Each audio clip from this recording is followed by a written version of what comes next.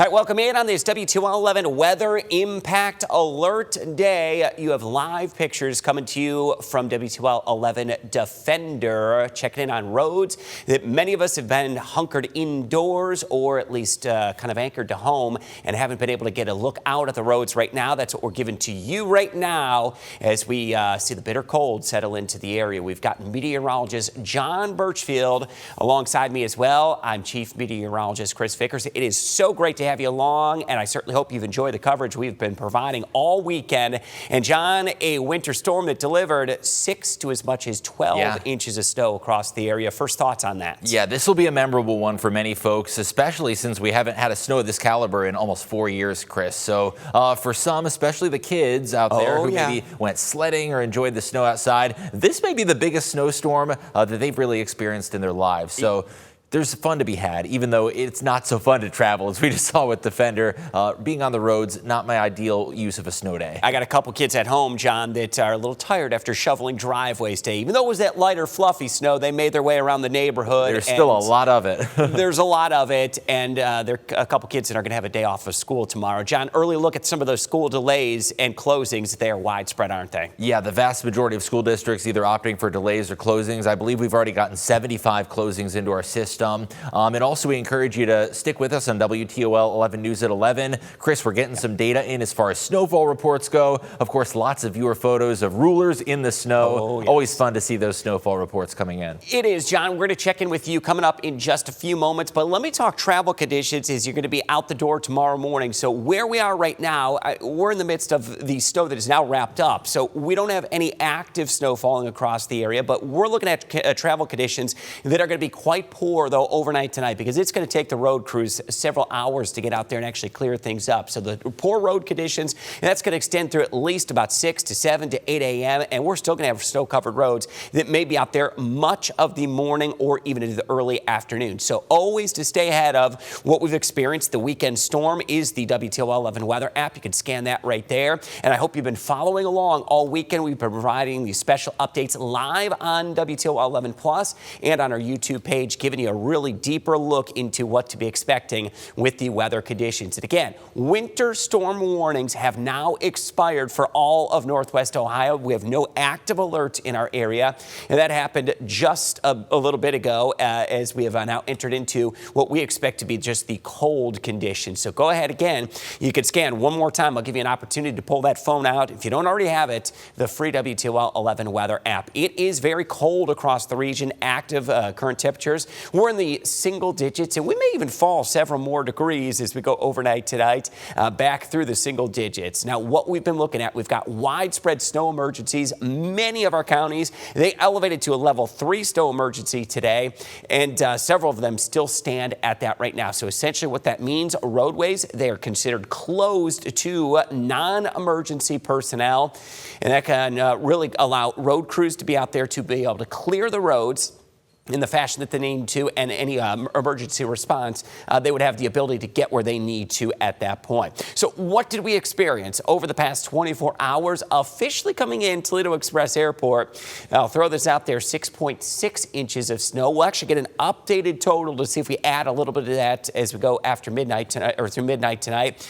So we'll have that final data as we get into Monday morning. But many areas are reporting widespread totals, 8, 9, 10 inches or even more. Bowling Green to Findlay came in at 10 inches. Gibsonburg, Perrysburg, Swanton, Napoleon, South Toledo, all right around 9 inches. And Holland at 8 inches. Stryker at 7.5. And Toledo Express Airport was right at 6.6 inches of snowfall. So it was a major winter storm that did impact the area. That storm is now long gone. We still have rain and some ice down across the Carolinas. Where the storm's really walloping now is through upstate New York and into New England, where they've got some heavy snow that is now taking place, been happening from about Boston back over toward Albany, over toward Syracuse, Rochester, and into New Hampshire and Vermont, and then off the coast into Maine. Notice here in Northwest Ohio, winter storm warnings, they have expired, so we are officially done with the largest winter storm that we've had now in nearly 4 years across the Toledo metro. But I'll tell you, we are not done with the cold. That cold is definitely going to be sticking around. A little preview of that, travel delays. Yeah, they're near certainty out there Monday morning. Many of our are schools choosing to delay or cancel. Many of them have canceled. Wind chills are going to be harsh Tuesday morning. We're going to carry that alert well through Tuesday morning. 18 degrees for the afternoon high. Heads up, we get hit with more Arctic air Wednesday and into Thursday. With highs, it may struggle to even reach into the lower teens. Let's bring meteorologist John Birchfield back into the picture. And John, I want to talk about what parents are going to be expecting as they head out the door tomorrow morning and how those Monday morning road conditions are going to to be looking. Yeah, the parents are going to be experiencing kids that are cooped up at home a little too much, but lots of days off school. Been there, done that. And yeah, I'm looking at this extended forecast, John, thinking, when are we going to get these kids really back to school on a more sustained sort of trend? I know, but in all seriousness, for folks who do have to commute, please take it easy on the roads. I think, Chris, there are going to be some significant travel impacts that do linger into the Monday morning commute. And these travel delays could even go well beyond Monday morning for rural and country roads with significant travel impacts. Snowy and icy road conditions likely, even though the interstates are starting to gradually improve with at least some indication of those lanes that are appearing. Many of the back roads, neighborhood streets, not so evident as to where the lane is, and it's just all packed down snow. Doppler radar is very quiet now. That winter storm has moved off to the east, and it's rapidly intensified and raced off towards the east coast. So New England is going to be seeing the wrath of this storm tonight. Now, one feature I want to point out is the winds. We're still seeing gusts of around 19 in Toledo, but overall, I do suspect the winds are going to gradually calm down a little bit tonight. So the blowing and drifting concern not going to be as prominent tonight. However, heading into Monday, the winds return and they're going to be shifting to the west. This strong low pressure system that brought us our winter storm is now proving to be very impactful for New England, with heavy accumulations from the coast back into upstate New York and clearing conditions on the backside. So check this out. This is an 18-hour loop of radar, almost nonstop for 12 to 18 hours. Northwest Ohio and southern Michigan saw that heavy snowfall, but it's kind of interesting how quickly it has intensified. Just 18 hours ago, the Ohio River Valley was seeing heavy snowfall, and now it is making its way quickly off towards the Atlantic seaboard. Now, as Chris pointed out, all of the weather alerts locally have been lifted. There are still winter storm warnings in effect for eastern Ohio, back towards Cleveland and Akron,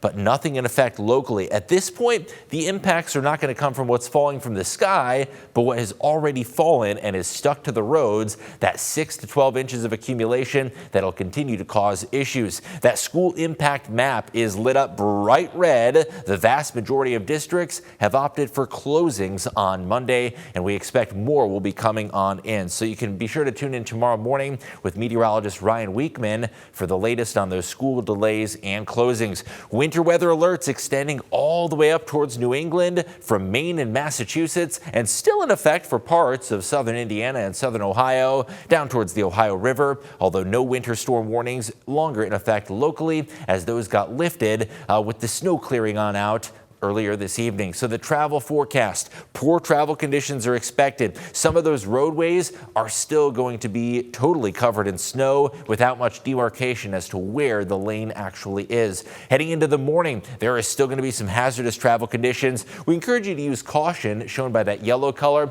even through mid-morning and into the afternoon. And frankly, even that Monday afternoon could be a little dicey for those who live in more rural locations. So bottom line, hazardous road conditions likely tonight. Give crews plenty of time and space to work on those roads and lay down some salt. Major delays still expected into the morning commute, and there could still be a few slick spots that'll be lingering into the afternoon and evening. So keep in mind those travel impacts not going anywhere anytime soon.